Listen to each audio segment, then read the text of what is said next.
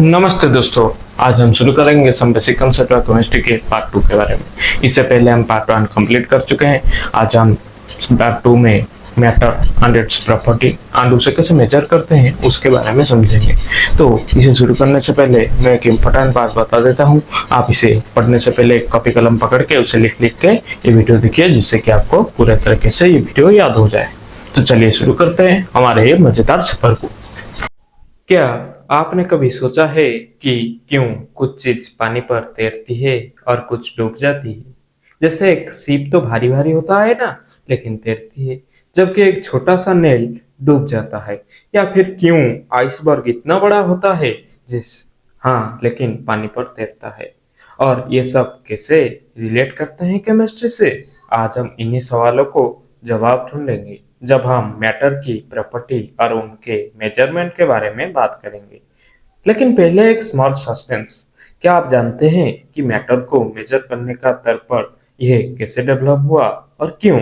ये सब हम आगे जाकर एक्सप्लोर करेंगे, तो रहिए साथ। चलिए पहले समझते हैं कि मैटर कैसे डिस्क्राइब किया जाता है। मैटर को समझने के लिए हम उसके प्रॉपर्टी को देखते हैं। प्रॉपर्टी दो टाइप की होती है, फिजिकल और केमिकल। फिजिकल प्रॉपर्टी वो है जो हम डायरेक्टली ऑब्जर्वेंस कर सकते हैं या हम मेजर कर सकते हैं बिना मैटर को चेंज किए। ये चीज मैटर का बिहेवियर को बताता है, उसके केमिकल कंपोजिशन को अफेक्ट किए बिना। जैसे कलर सोना सोना रंग का होता है, नीलम नीला। स्टेट पानी रूम टेम्परेचर पर लिक्विड होता है लेकिन आइस सॉलिड होता है। और मेल्टिंग पॉइंट पानी 0 डिग्री सेल्सियस पर मेल्ट होता है। बॉइलिंग पॉइंट पानी 100 डिग्री सेल्सियस पर बॉयल होता है। डेंसिटी कितना मास एक यूनिट वॉल्यूम में है। सॉल्युबिलिटी कितना डिसॉल्व हो सकता है दूसरे सब्सटेंस में। कंडक्टिविटी बिजली को कितना अच्छा कंडक्ट करता है। एक रियल लाइफ एग्जांपल लेते हैं। सोचिए जब आप किचन में काम कर रहे होते हैं, आप पानी का टेम्परेचर चेक करते हैं ताकि ये कंफर्म हो कि वो बॉयल हो जाए या नहीं। वो टेम्परेचर थर्मामीटर जो आप यूज करते हैं वो पानी की फिजिकल प्रॉपर्टी बॉइलिंग पॉइंट को मेजर कर सकता है।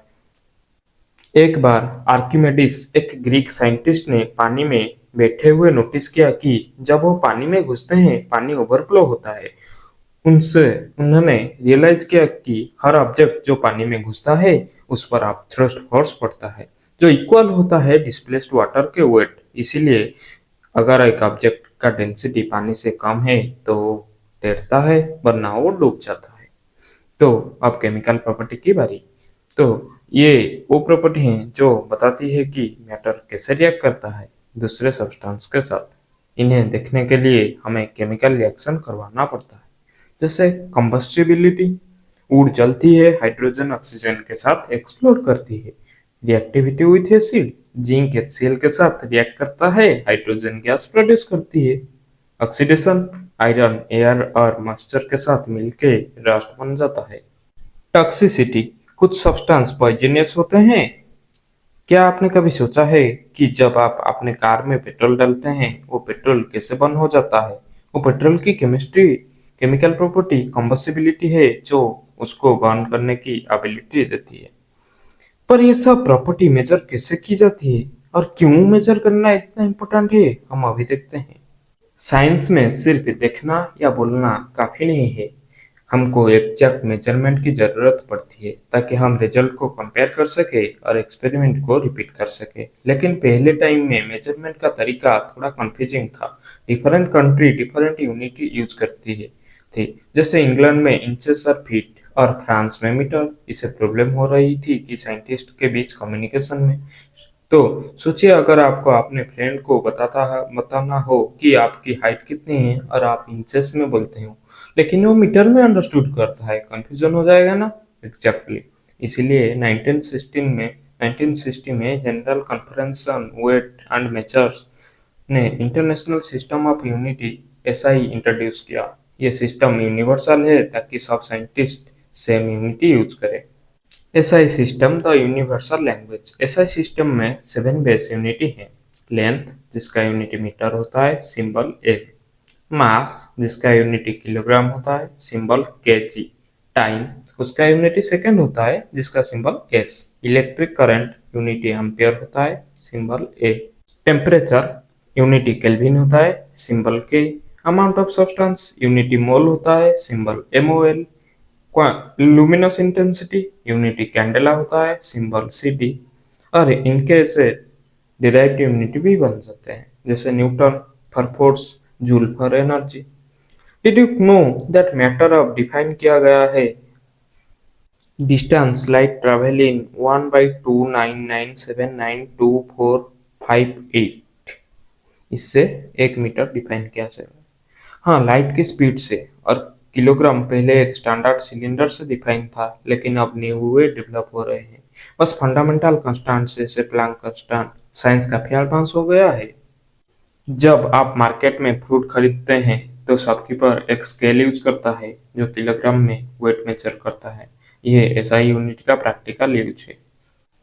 अब हम स्पेसिफिक मेजरमेंट पर फोकस करते हैं जो केमिस्ट्री में बहुत यूज होता है, जैसे मास वर्सेस वेट। लोग अपन मास और वेट को कंफ्यूज करते हैं, लेकिन ये अलग अलग है। मास ये बताता है कि कितना मैटर है एक ऑब्जेक्ट में, ये कांस्टेंट होता है चाहे आप अर्थ पर हो या मून पर। यूनिटी किलोग्राम केजी या ग्राम जी होता है। वेट ये ग्रेविटी का फोर्स से रिलेटेड है। ये चेंज करती है ग्रेविटी के साथ, जैसे अर्थ पर आपका वेट ज्यादा होगा कंपेयर करके मून से। जब एस्ट्रोनॉमर स्पेस जाते हैं उनका मास वैसा ही रहता है, लेकिन उनका वेट ऑलमोस्ट जीरो हो जाता है क्योंकि ग्रेविटी नहीं होती वहां पर, इसीलिए वो फ्लोट कर सकते हैं। क्या आपने कभी सोचा है कि आपका वेट मून पर कितना होगा? अर्थ का 1/6। तो अब वॉल्यूम के बारे में समझते हैं। वॉल्यूम बताता है कि कितना स्पेस एक ऑब्जेक्ट ले रहा है। उसका ऐसा यूनिटी मीटर क्यूब पर क्यूबिक मीटर होता है, लेकिन केमिस्ट्री लैब में हम अपन क्यूबिक सेंटीमीटर या ml व मिलीलीटर यूज करते हैं।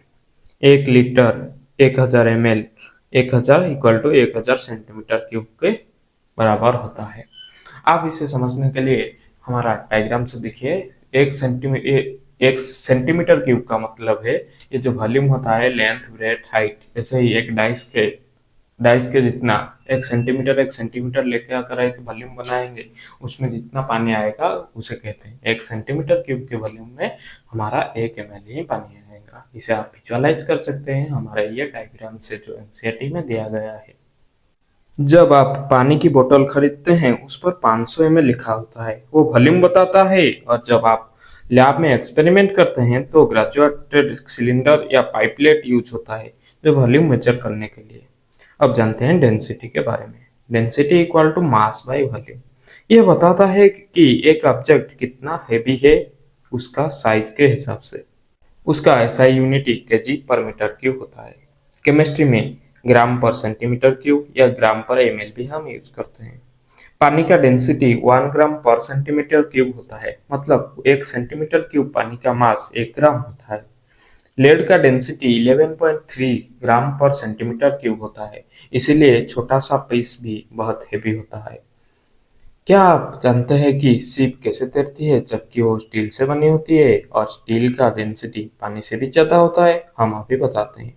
शिप का डिजाइन ऐसा होता है कि वो बहुत सारे पानी का डिस्प्लेस करता है, इससे वो ओवरऑल डेंसिटी पानी से कम हो जाता है, इसलिए वो तैरती है। ये डेंसिटी का प्रिंसिपल है, आर्किमिडीज का प्रिंसिपल। जब आप स्विमिंग पूल में तैरते हो और एक बैलून लेते हो, वो बैलून पानी पर तैरता है क्योंकि उसका डेंसिटी पानी से कम है। लेकिन अगर आप उसमें सैंड भर दो तो वो डूब जाएगा क्योंकि डेंसिटी बढ़ जाएगा, क्योंकि डेंसिटी का फॉर्मूला होता है मास बाय वॉल्यूम। जबकि आप वॉल्यूम बढ़ा रहे हो तो डेंसिटी बढ़ जा रहा है, डेंसिटी कम जा रहा है। पर अगर आप मास बढ़ा दोगे सैंड पूरा के तो डेंसिटी कम बढ़ जाएगा, तो डेंसिटी बढ़ने पर वो डूब जाएगा। टेम्परेचर। टेम्परेचर से हम मेजर करते हैं कि कितना गर्म या ठंडा है कुछ। ये मॉलिक्यूलर एनर्जी का मेजर है, मतलब मॉलिक्यूल कितनी तेजी से मूव कर रही है। There are 3 common scales: Celsius scale, Fahrenheit scale, Kelvin scale. Celsius scale freezing point 0 degree Celsius होती है, boiling point 100 degree Celsius, absolute zero -273.15 degree Celsius.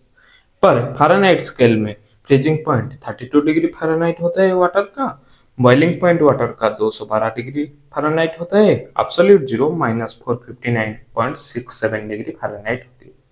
Kelvin scale में फ्रीजिंग पॉइंट 273.15 केल्विन होता है, बॉइलिंग पॉइंट 373.15 केल्विन होता है, absolute zero zero kelvin पे होता है। एक दो फार्मूला आप याद रखना। केल्विन को सेल्सियस में कन्वर्ट करने के लिए kelvin is equal two degree Celsius plus 273.15 होता है। फ़ारेनहाइट को सेल्सियस में कन्वर्ट करने के लिए Fahrenheit degree Fahrenheit is equal two degree Celsius into 9/5 plus 32। जब आपको फीवर होता है, डॉक्टर आपका टेम्परेचर चेक करते हैं। अगर वो 37 डिग्री सेल्सियस से ज़्यादा है तो समझ लो फीवर है, लेकिन केल्विन में वो 310 केल्विन होगा। साइंस में केल्विन ज़्यादा यूज होता है क्योंकि ये एब्सोल्यूट स्केल से है, नेगेटिव टेम्परेचर नहीं हो सकता, इसे याद रखना। क्या आप जानते हैं कि अर्थ से सबसे ठंडा टेम्परेचर अंटार्कटिक में रिकॉर्ड किया जा गया है, 89.2 डिग्री सेल्सियस। ये केल्विन में 184 केल्विन होता है, स्टिल एब्सोल्यूट जीरो से बहुत दूर। सोचिए, जब साइंटिस्ट ने एब्सोल्यूट जीरो डिस्कवर किया तो उन्होंने रियलाइज किया कि टेम्परेचर पर मॉलिक्यूल बिल्कुल मूव नहीं करती। यह एक थ्योरेटिकल लिमिट है। क्या हम कभी इसको अचीव कर पाएंगे? यह एक बड़ा सवाल है। अब जानते हैं अनसर्टेनिटी इन मेजरमेंट के बारे में। चाहे कितना भी एडवांस हमारे इंस्ट्रूमेंट हो, मेजरमेंट में थोड़ा सा एरर तो होता ही है। इसीलिए हम significant figure, scientific notation, dimensional analysis ये सब यूज करते हैं। तो पहले सिग्निफिकेंट फिगर के बारे में समझते हैं। सिग्निफिकेंट फिगर वो डिजिट है जो बताता है कि मेजरमेंट कितनी प्रिसाइज है। इसका कुछ रूल्स है। अगर ऑल नॉन जीरो डिजिट है ताहले सिग्निफिकेंट होंगे वो सब।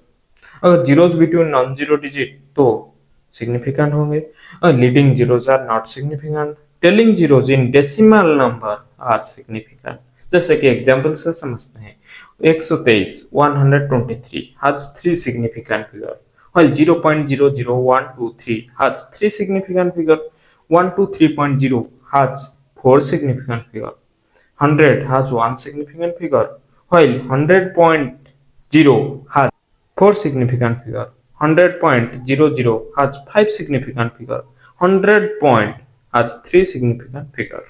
इससे आप अंदाजा लगा सकते हैं। कुछ इंपॉर्टेंट सी बात, जब हम एक्सपेरिमेंट कर रहे होते हैं हमको पता होना चाहिए कि हमारी डाटा कितने रिलेबल है। सिग्निफिकेंट फिगर वो ब्रिज है जो प्रिसीजन और एक्यूरेंसी को कनेक्ट करता है। जब नंबर बहुत बड़े या छोटे होते हैं, जैसे एटम का मास या स्टार की डिस्टेंस, तब हम साइंटिफिक नोटेशन यूज करते हैं। फॉर्मेट होता है n into 10⁻n। Avogadro's number जैसे 6.022 10⁻23 मॉलिक्यूल पर मोल होता है। इलेक्ट्रॉन का मास भी हम ऐसे ही मेजर करते हैं, ऊपर 0.00000 ऐसे ही 91 तक आता है। इसलिए साइंटिफिक नोटेशन में हम उसे 9.1 इंटू 10⁻39 kg बन जाता है। मच इजियर टू हैंडल हमारा हो जाता है। राउंडिंग अप के बारे में समझते हैं। Always remove last digit. Second last digit में ऐड करना एक, अगर लास्ट डिजिट 5 से ज्यादा होगा। सेकंड लास्ट डिजिट में चेंज नहीं करना अगर लास्ट डिजिट 5 से छोटा होगा। सेकंड लास्ट डिजिट में ऐड 1 करना जब लास्ट डिजिट 5 होगा पर सेकंड लास्ट डिजिट ऑड होगा। अगर सेकंड लास्ट डिजिट हमारा इवन होगा तो -1 करना। ये रूल अगर समझ नहीं आया, इसको पॉज करके एक सेकंड देख लो। कुछ इंपॉर्टेंट, 10⁻⁻1 को डेसी या डी में लिखते हैं, 10⁻⁻2 को सेंटी या सी से लिखते हैं, 10⁻⁻3 को मिली एम से लिखते हैं, 10⁻⁻6 को माइक्रो न्यू से लिखते हैं, 10⁻⁻9 को नानो एन से लिखते हैं, 10⁻⁻12 को पिको पी से लिखते हैं, और 10⁻1 को डेका डी से लिखते हैं, 10⁻2 को हेक्टर एच से लिखते हैं, 10⁻3 को किलो के से लिखते हैं, 10⁻6 को मेगा एम से लिखते हैं, 10⁻9 को जिगा जी से लिखते हैं। और कुछ इंपॉर्टेंट कन्वर्सन जिसे आप याद रखिए। 1 mile is equal to 1760 yards, 1 yards equal to 3 feets, 1 feet is equal to 12 inch, 1 inch equal to 2.54 centimetre. अगर हम दो चीज को ऐड करेंगे, उसे जैसे कि 423.2 को ऐड करेंगे 243.946 के साथ, तो जो आंसर आएगा उसका 1 डेसिमल प्लेसेस तक आएगा। पर अगर हम दो चीज को मल्टीप्लाई करेंगे, जैसे कि 223 को 7632 के साथ मल्टीप्लाई करेंगे तो आंसर 2 सिग्निफिकेंट फिगर तक आएगा, क्योंकि इसमें जिसके पास लो सिग्निफिकेंट फिगर होगा जिस डिजिट के पास, उसके हिसाब से आएगा। जैसे हम पर हमारा एडिशन में एक डेसिमल तक आता था, जैसे कि जिसके पास कम डेसिमल प्लेस तक होगा उसके हिसाब से डेसिमल दिया जाएगा। डायमेंशनल एनालिसिस, कभी कभी हमको यूनिटी कन्वर्ट करना पड़ता है, जैसे माइल को किलोमीटर में या ग्राम को केजी में, वो टाइम डायमेंशनल एनालिसिस काम आता है। हम यूनिटी फैक्टर जैसे 1 इंच इक्वल टू 2.54 सेंटीमीटर, ऐसे ही कुछ यूनिटी फैक्टर का भी यूज करते हैं। जैसे कि 10 इंच को हम 2.54 सेंटीमीटर के साथ मल्टीप्लाई करेंगे तो 10 इंच 25.4 सेंटीमीटर में कन्वर्ट हो जाएगा। यही यूनिटी मेथड का एक एग्जाम्पल था। जब आप फॉरेन ट्रिप पे जाते हैं और स्पीड लिमिट देखते हैं तो किलोमीटर पर आवर में होती है, लेकिन अगर आप यूएस से आए तो आप माइल पर आवर से फैमिलियर हो सकते हो। डायमेंशनल एनालिसिस से आप इजीली कन्वर्ट कर सकते हो। क्या आपने कभी सोचा है कि अगर हमारे पास स्टैंडर्डाइज्ड यूनिटी नहीं होते तो साइंटिस्ट कैसे कम्युनिकेशन करते? ये तो फिर दोस्तों, आज आपको मैटर के प्रॉपर्टीज और मेजरमेंट के बारे में सब कुछ समझ में आ चुका होगा। आज हमने सीखा कि मैटर के प्रॉपर्टी में केमिकल प्रॉपर्टी और उसके फिजिकल प्रॉपर्टी के बारे में, और उसके मेजरमेंट में हमने जाना कि मैटर को अनसर्टेनिटी जो होता है उसके बारे में, और राउंडिंग अप के बारे में, और उसके सिग्निफिकेंट फिगर के बारे में, ये सब समझा।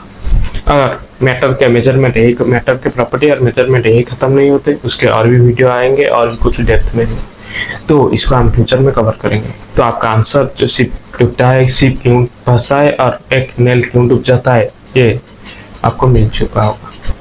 तो आज इतना ही, फ्यूचर के वीडियो में मिलते हैं। Thank you. अगर आपको ये वीडियो पसंद आया तो वीडियो को लाइक कीजिए, चैनल को सब्सक्राइब कीजिए, जिससे कि आपको फ्यूचर के वीडियो मिल सके। Thank you.